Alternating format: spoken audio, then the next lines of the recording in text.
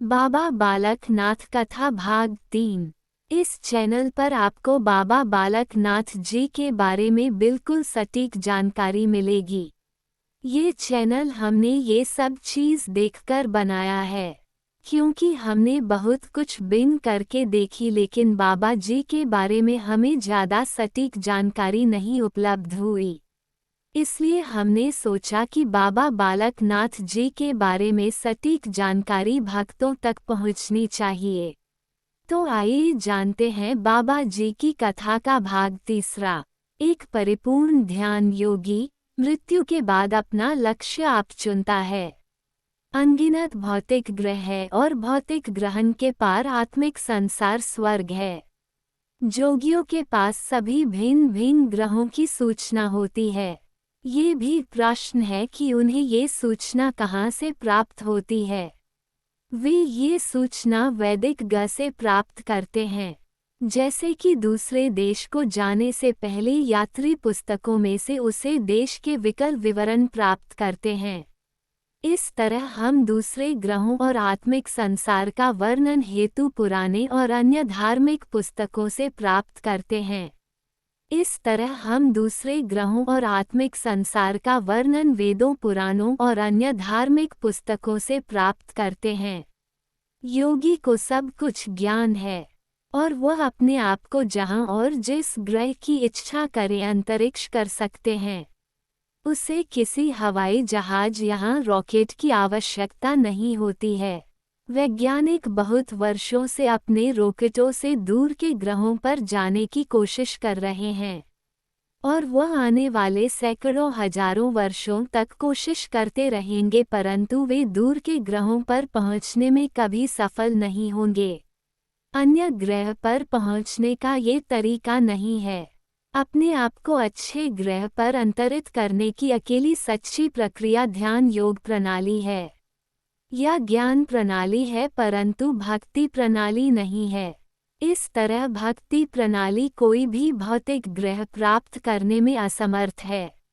जो श्रद्धा भक्ति से ईश्वर की सेवा करते हैं वह अपने आप को एक भौतिक ग्रह से दूसरे भौतिक ग्रह तक अंतरित करने में रुचि नहीं रखते, क्योंकि वह जानते हैं कि जिस भी ग्रह में आप जाना चाहोगे भौतिक अस्तित्व के 4 सिद्धांत वहां भी होंगे। वे सिद्धांत कौन से हैं? ये सिद्धांत है जन्म, मृत्यु, रोग और वृद्धावस्था। मनुष्य किसी भी भौतिक ग्रह पर जाना चाहे उसे यह सिद्धांत वहां पर आवश्यक मिलेंगे। कुछ उच्च ग्रहण में मनुष्य का जीवन काल पृथ्वी के जीवन काल से कुछ ज्यादा लंबा है, पर फिर भी मृत्यु निश्चित है।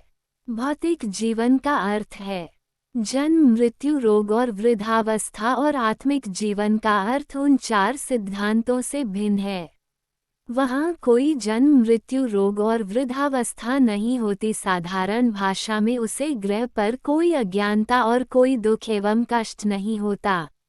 इसलिए बुद्धिमान कभी भी अपने आप को एक ग्रह से दूसरे ग्रह पर ले जाने की कोशिश नहीं करते, क्योंकि सबका परिणाम एक भौतिक अस्तित्व है। आजकल वैज्ञानिक ग्रहण पर जैसे कि शनि ग्रह पर पहुंचने की कोशिश कर रहे हैं, परंतु उनका वहां पर प्रवेश पाना बहुत मुश्किल है, क्योंकि जो कार्य उनके हाथ में है इसके लिए उनके पास भौतिक शरीर है। हम विशेष शरीर केवल योग प्रणाली के अभ्यास से प्राप्त कर सकते हैं।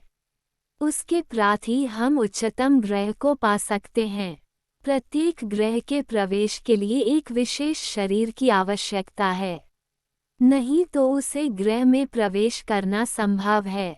उदाहरण तो हम मानव शरीर के साथ जल में जीवित नहीं रह सकते हैं, परंतु ऑक्सीजन टैंक के साथ हम जल में 15 से 16 घंटे तक जीवित रह सकते हैं। लेकिन मध्य जानवर अपने विशेष शरीर के साथ अपना पूरा जीवन जल के अंदर रहकर गुजार देते हैं। अगर आप उसे मत्स्य को जल से बाहर निकाल दें और उसे धरती पर डाल दें तो वह क्षणों में मर जाएगा। इस प्रकार यह प्रणाली है कि इस ग्रह पर भी प्राणियों को जीवित रहने के लिए एक विशेष प्रकार के शरीर की आवश्यकता है। इसी तरह अगर मनुष्य किसी अन्य ग्रह पर अंतरित होना चाहता है तो वह इस तरह का शरीर बनाए जो उसका शरीर वहाँ के पदार्थ को झेलने के योग्य हो सके। उत्तम ग्रहण में पृथ्वी का 1 वर्ष वहाँ के 1 रात और दिन के बराबर, और उन उत्तम ग्रहण में मनुष्य धरती के प्राणी से 10,000 वर्ष ज्यादा जीवन व्यतीत करने के योग्य होता है, जो वैदिक ग्रह में वर्णन किया गया है।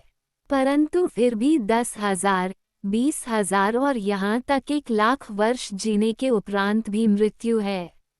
परंतु प्रत्येक की सर्वात्मा को कभी मृत्यु का दुख नहीं सहना पड़ता।